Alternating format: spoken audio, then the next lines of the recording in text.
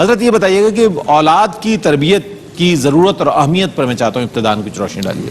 اعوذ باللہ من الشیطان الرجیم، بسم اللہ الرحمن الرحیم۔ تربیت کا مطلب ہوتا ہے تبلیغ الشیء الی کمالہ شیئا فشیئا، کسی شے کو درجہ کمال تک پہنچانا آہستہ آہستہ۔ ٹھیک ہے، تو اس کا مطلب یہ ہے کہ اگر ہم چند اپنے خاندان کے رسم و رواج، اٹھنے بیٹھنا اگر بچے کو سکھا بھی دیتے ہیں اور اس کے بعد ہم کہتے ہیں بس اب ختم ہو گیا، تو اصل میں تربیت کا فریضہ تو سر انجام ہوا ہی نہیں، کیونکہ وہ تو کمال تک پہنچانا، اور وہ بھی آہستہ آہستہ۔ ہمارا بس کمال یہیں تک ہی ہوتا ہے، بعض وقت بیٹا زور سے چھینکتے نہیں ہیں، پاؤں مت ہلاؤ، برہنہ سر کھانا نہ کھاؤ، شور نہ مچاؤ، فلاں فلاں۔ یا کسی قاری صاحب سے ہم کہتے ہیں کہ جی آپ ایمان مفصل، ایمان مجمل، 6 کلمے، ناظرہ قرآن یا حفظ نماز سکھا دیں، بس اس کے بعد ختم۔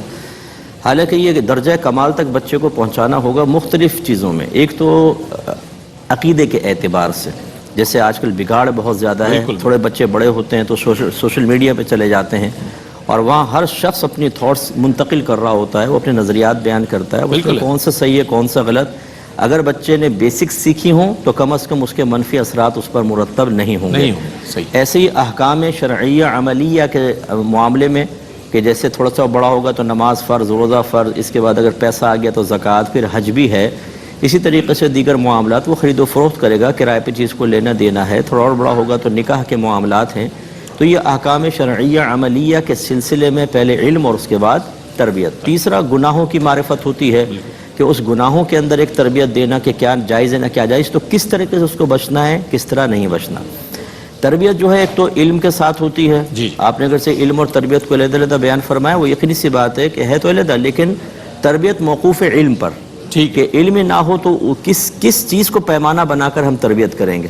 تو یہ، اور دوسری بات ہے کہ ایک تو علم اور دوسرا رول ماڈل بننا۔ ماں باپ اگر رول ماڈل بنیں گے تو بچے آبزرو کر کے سیکھتے ہیں۔ تو اس کا مطلب ہے کہ یہ دو چیزیں بہت ضروری ہیں۔ شرعی حیثیت جو ہے اس کی واضح طور پہ قرآن میں بیان فرمایا، یا ایھا الذین آمنوا قوا انفسکم واہلکم نارا وقودھا الناس والحجارہ، اے ایمان والو اپنے آپ کو اور اپنے گھر والوں کو جہنم کی اس آگ سے بچاؤ جس کا ایندھن آدمی اور پتھر ہے۔ گھر والوں کو جہنم کی آگ سے بچانے کا مطلب کیا ہے؟ انہیں علم دین سکھانا، نیکی کا حکم کرنا، برائی سے روکنا، اور خود اچھا بن کر انہیں اچھا راستے کی طرف لے کر آنا۔ یہ تمام تربیت ضروری ہے۔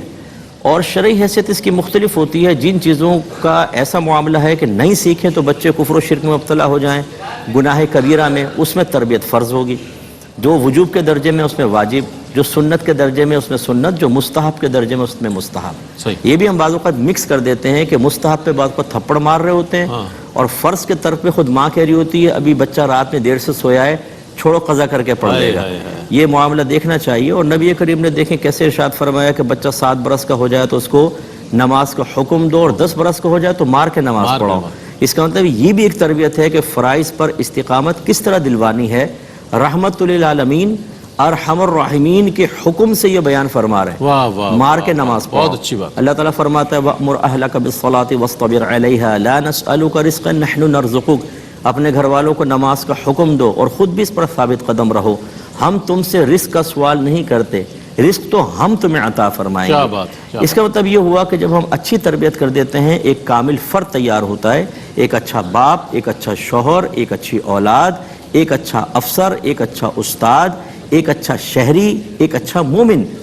تو پھر الحمدللہ اس کی شخصیت کے اثرات منتقل ہوتے ہیں دوسروں کے اندر، اور کم از کم اس کی آنے والی فیملی کے اندر، تو پھر ایک اچھا معاشرہ مارز وجود میں آتا ہے۔